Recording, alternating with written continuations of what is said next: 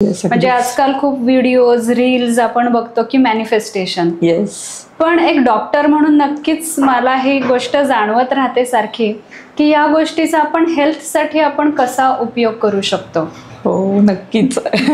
मलाही आवडतं आणि मी स्वतःही हेल्थसाठी गोष्टी वापरल्या आहेत या सगळ्या. मी कोअर निश वेगळ्या ह्याच्यात गेले पण हेल्थसाठी स्वतः वापरल्यामुळे माझ्या आयुष्यात रिझल्ट्स आहेत आणि माझ्यासमोर माझ्याकडे जे लोक येतात त्यांच्या आयुष्यातही ह्याच्या संदर्भात रिझल्ट्स खूप चांगले येतात. आणि हे खूप इंटर रिलेटेडच गोष्टी असतात. आपलं मन, आपलं शरीर, आपला आत्मा आणि बाह्य गोष्टी अशा सगळं ते एकत्र वापरून आपण नक्की आपलं शरीर चांगलं ठेवू शकतो. त्याबद्दल आपण बोलूच. नक्कीच. आता हे खूप ट्रेंडिंग गोष्टी आहेत. हो की मॅनिफेस्टेशन हा वर्ड तर खूपच ट्रेंडिंग झालेला आहे. Law of attraction, mind programming, म्हणजे हे सगळे सारख्याच गोष्टी आहेत की ह्या काही वेगवेगळ्या आहेत?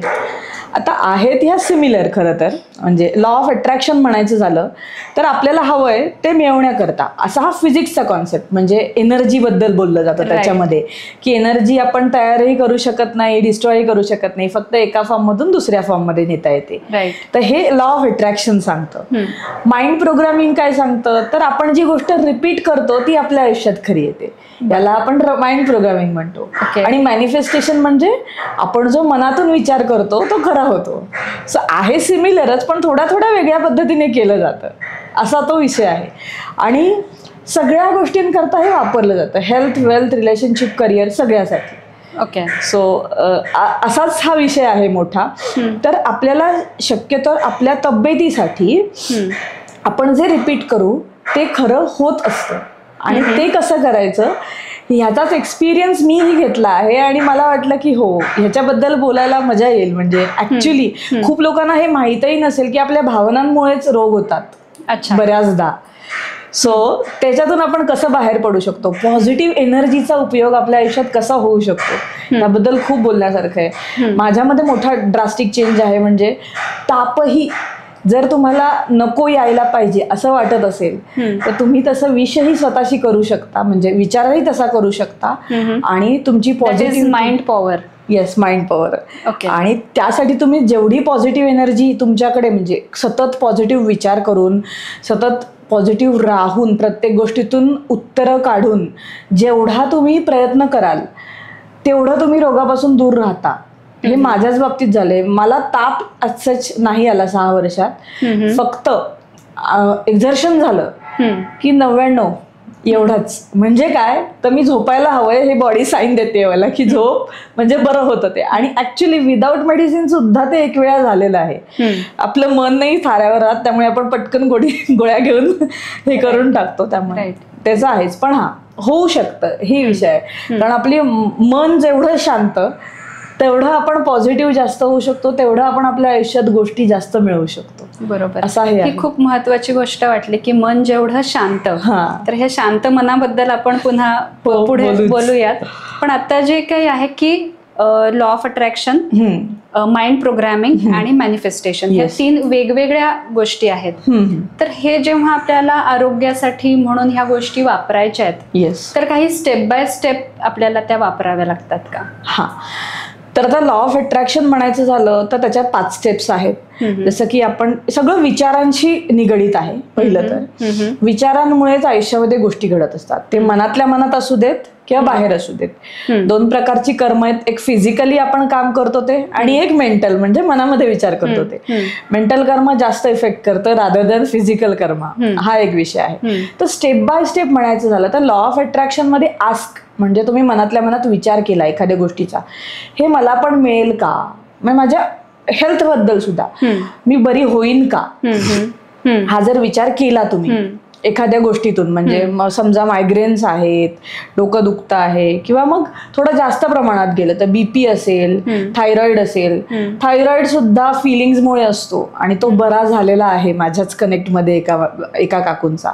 सो फक्त फिलिंग्स रिलीज केल्यामुळे बरा झाला आहे. गोळ्या बंद करायला सांगितल्या डॉक्टरनी इथपर्यंत. म्हणजे आपण ज्याला म्हणतो की स्ट्रेस हे आजकाल बऱ्याच गोष्टींचं कारण असतं. तर तो स्ट्रेस जो आहे हा आपण या पद्धतीने डेफिनेटली कमी करू शकतो, ओव्हरकम करू शकतो. अगदीच स्ट्रेसमुळेच या सगळ्या गोष्टी होतात आणि तो ताण कसा निर्माण होतो तर मनातल्या विचारांमुळे. तर आणि ते अनेक विचार एकत्र केल्यामुळे, म्हणजे आपण एक विचार नाही करत, लाखो विचार एका पुढे एक चालू असतं. म्हणजे कुठून कुठे आपण एकदम उडी मारतो, हे मन एवढं फास्ट पळतं. सो असा विषय आहे तो. आता आस्क फीलिंग, आपण मनात विचार केला, त्यानंतर त्याच्याबद्दल भावना आणली की माझी तब्येत, म्हणजे मला थायरॉइड पूर्ण बरा झाला आहे, ही भावना मनापासून आणली. त्याच्यानंतर विश्वास ठेवला या गोष्टीवर की माझा, म्हणजे मी बरी होऊ शकते यातून, ह्याच्यावर तुमचा विश्वास स्वतःचा बसला. त्यानंतर त्याच्यासाठी काही मेजर्स म्हणजे ऍक्शन घेतली. ऍक्शन म्हणजे काय तर लाईफस्टाईल सुधारणं, स्वतःची बोलायचा प्रयत्न करणं, म्हणजे जे काही अडकलं आहे मनामध्ये वर्षानुवर्ष लिहून काढणं, हाही एक मोठा हे होऊ शकतो. कोणाला नाही बोलता येते, सगळं राईट डाऊन करायचं. खूप रिलीफ मिळतो नुसतं लिहून काढण्याने सुद्धा. ह्या गोष्टी केल्याने म्हणजे ask, feeling, believe, action, receive म्हणजे तुम्हाला ते मिळतं. हे लॉ ऑफ अट्रॅक्शन सांगतं. तर हेल्थ बाबतीत म्हणायचं झालं तर आपण एक्झाम्पल थायरॉइड घेतलं समजा, तर थायरॉइडच्या बाबतीत वर्षानुवर्ष अडकलेल्या भावना, प्रोबॅबली लग्नानंतरही प्रोबॅबली असंही बऱ्याच जणांच्या केसमध्ये होतं, मला स्वतःला होतं, मी असं की माणसं चांगली असतात पण आपण ते कसं घेतो ह्यावर खूप डिपेंड असतं. कोणीतरी काहीतरी बोललं, राहिलं मनामध्ये आणि मग ते परत उत्तर पण देता आलं नाही. स्वभावावर डिपेंड असतं ना, मग उत्तर देता येत नाहीत. आणि मीही त्यातलीच एक होते की बोलताच येत नाहीये, कसं सांगू समोरच्याला, त्याला काय वाटेल, इथपर्यंत डीप मध्ये विचार होऊन जायचे. पण त्यांना काहीच वाटत नसतं, आपलेच असतात ते विचार, त्यांना काय वाटेल. म्हणजे ही मी माझ्या घरी बघितलं की त्यांना काहीच फरक नाही, मलाच पडतोय सगळ्याचा असं. त्यामुळे मग मी त्याच्यातनं विचार करायला, मग मी बोलले तर ते कदाचित क्लिअर होईल. पण बोलायचं कसं, कारण मग शिकवलेलं असतं बोलायचं नाही, बोलल्याने असं, म्हणजे आपल्या लहानपणापासून संस्कार वगैरे असं सगळं मुलींचं असतं ना, म्हणजे ऍटलिस्ट भारतामध्ये, महाराष्ट्रामध्ये तर आहेच आहे या सगळ्या गोष्टी. तर कसं बोलायचं, काय करायचं, त्याच्यासाठी क्लॅरिटी हवी.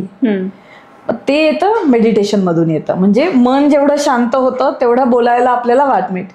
नाही ते तुम्ही लिहून काढू शकता सगळ्या गोष्टी डिटेलमध्ये, म्हणजे कधी, केव्हा, काय, कुठे, कोणाबद्दल झालं हे पूर्ण डिटेलमध्ये लिहून काढलं.